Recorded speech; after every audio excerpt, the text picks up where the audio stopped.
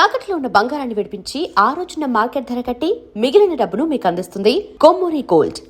Coming to that scene, I know that, see, when Sir says action, I become Lalita, he becomes Anand. Okay, there is no, and that's how, and I'm a complete director's actor. He tells me this is what is required, and I just follow that word to word. So, and when he said that, I know the technical side of it, like when the camera is very close, you can't do. I said, it's okay, hit me. It's fine, like, you know, and yes, at that moment there is a small second of moment where you feel the pain, and that just helps you. I mean, you can connect more with. I mean, I connected more with Lalita, especially the scene where. Can I talk about it now? Yes. I mean, like, because then they have to see. No problem. So there's a scene where we are in intense mode, that and Lalita is getting slapped left, right, and center, and I was feeling helpless at that point, and I just felt the pain, and I think that helps, right? I felt the pain of how someone who would be as helpless as Lalita at that point, it helped me relate to the character. So sometimes it's better to just go into it, because in my real life I've never experienced it. I don't know, so being in the skin of the character, and having that experience really opens up and gives out that performance. I think that's what's most important. So I was ready to do whatever to bring Lalita out. So that's the whole thing about it, and I think it kind of Anand and Lalita is what you're going to see there. There won't be Naveen or Divya. And there is another scene where I think very much where I had to be in a different zone. There's a very intimate scene between me and Divi. Okay. Very like intimate in a different sense, you know, like very like in close proximity. When two people are this close, you know, and for a moment I could see a different side of Lalita in me, and I could see fear in her eyes. Okay. You know, and for a moment I was like, I had to like tell her, like, relax, it's just me, don't worry. And she's just like, what are you going to do to me? I could see the fear in her eyes, you know, and I was like, chill. Your success. This is just me. It's just me. We are just doing the scene. Don't worry about it. And I just gave her a big hug, and you know, because she was like, are you going to do something to me? I said, no. Okay. Prepared that scene for at least half an hour. Yeah. 45 minutes. Given everything, because I know అది మళ్ళీ అన్నిసార్లు రాదు.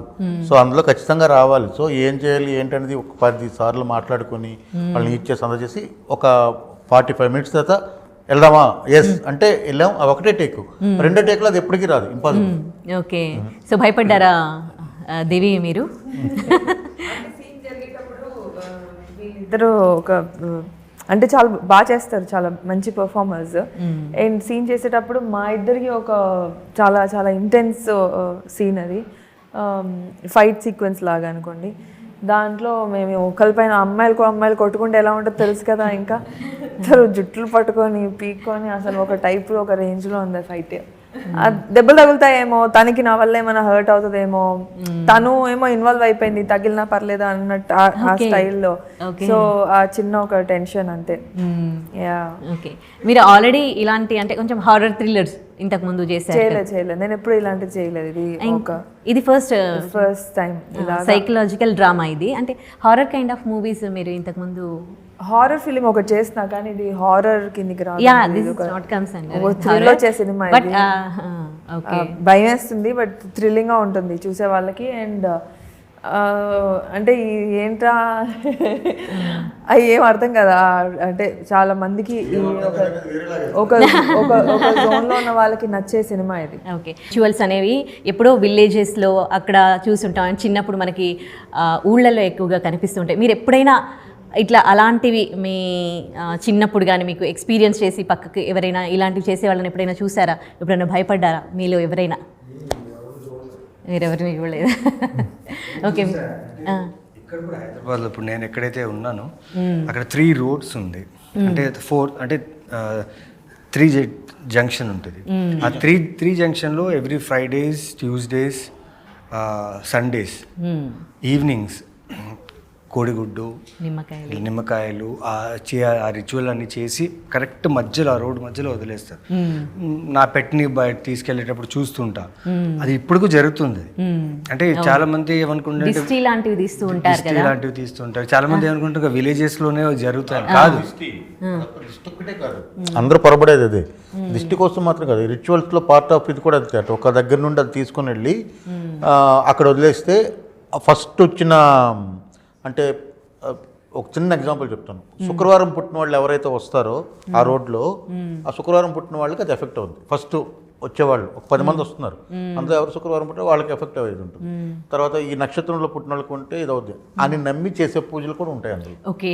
దాని వెనక concept ఏంటంటే అలా 3 రోడ్స్లో చేయడం ఏంటంటే ఎవరికైతే ఆ దిష్టి తీసుంటారో ఆ వ్యక్తికి దాని నుంచి విడిగడ రావాలంటే ఆ దిష్టి తీసిన వ్యక్తి ఇంకెవరన్నా వచ్చి దాన్ని తొక్కితే అది వాళ్ళకి ట్రాన్స్ఫర్ అవుతుందని మూఢనమ్మకం. ఓకే ఓకే, సో దానికి చేస్తారు ఇలా. ప్లస్ కొన్ని చోట్ల కుండ పెట్టేసి, గుడ్లు పెట్టేసి, చికెన్ లెగ్స్, చికెన్ మాంసం పెట్టేసి పూజ చేసి పెడతారు. అది మనకెలా తెలుసు దాని లోపల ఏం పెట్టారు అనేది? అంటే ఈ కుక్కలు, like dogs, street dogs, stray dogs ఉంటాయి కదా, అవి చూసి వాటికి తెలియదు, అవన్నీ తినేస్తుంటాయి, పీకేస్తుంటాయి, రోడ్ మొత్తం స్ప్రెడ్ అయి ఉంటాయి.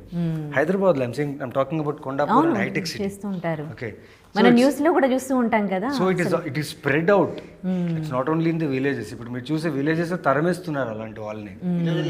ఇప్పుడు విలేజ్ లేదు, విలేజ్ లో ఇంటి ముందు ముగ్గులేసేసి చేసేసి ముగ్గులు నైట్ లో ఏదో పెట్టేసి పోతూ ఉంటారు. అలాంటి న్యూస్ అవన్నీ ఇప్పుడు ఏమి లేవు విలేజ్ లో. ఇప్పుడు ఇక్కడ వచ్చేసింది ఎక్కువ, ఇక్కడ వచ్చేసింది అంటారా? ఓకే, విలేజ్ లో తక్కువ. అవునా? ఓకే, ఇప్పుడు అక్కడైతే తెలిసిపోతుంది, పక్క ఇంట్లో ఏం జరుగుతుందో అక్కడ తెలిసిపోతుంది, విలేజ్ ఇక్కడ తెలియదు. ఓకే, సో ఇప్పటికీ కూడా కొంతమంది నమ్మే వాళ్ళు ఉన్నారు. కొంతమంది కాదు, చాలా మంది ఉన్నారు. అంతే, కొంతమంది అనేది అసలు కాన్సెప్ట్. కొంతమంది నమ్మడం ఉన్నారు. కరెక్ట్, అసలు ఏమీ నమ్మని వాళ్ళు ఉన్నారు.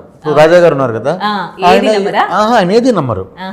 మనం పని చేసుకుంటూ పోతుంటాం, ఏం జరుగుతుంది గో విత్ ద ఫ్లో అంతే.